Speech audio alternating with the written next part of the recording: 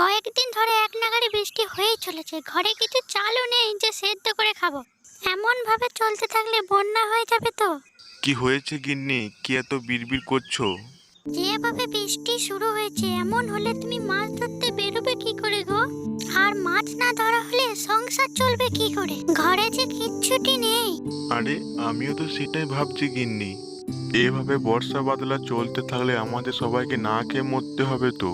কাল বিল থেকে দুটো কলমি লতা তুলে এনেছিলাম, কালকে কিছুটা রেঁধেছি আর আজকের জন্য কিছুটা রেখে দিয়েছি।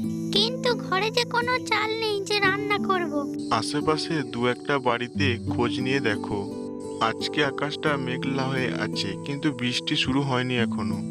এর মধ্যে নদীতে গিয়ে জাল ফেলে দেখি কিছু মাছ পাওয়া যায় কিনা। আশেপাশে আর কার বাড়িতে যাব?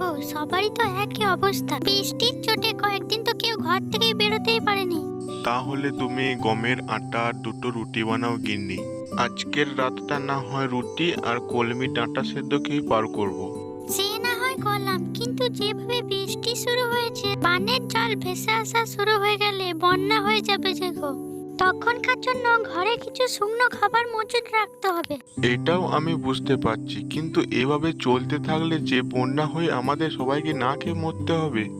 আমাকে আমার জালটা এনে দাও তো দেখি। আকাশ ভালো থাকতে থাকতে নদীতে কিছু মাছ ধরে নিয়ে চলে আসি। ঘরে দুটি শুকনো মুড়ি আছে, জল দিয়ে চিপিয়ে যাও, না হলে পরে আবার খিদে লাগবে যে।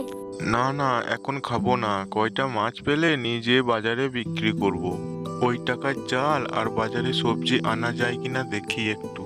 রান্নাঘরে গিয়ে দেখো একটি পাত্রে জল আর মাছ রাখার জায়গাটা আছে, ওটা নিয়ে যাও।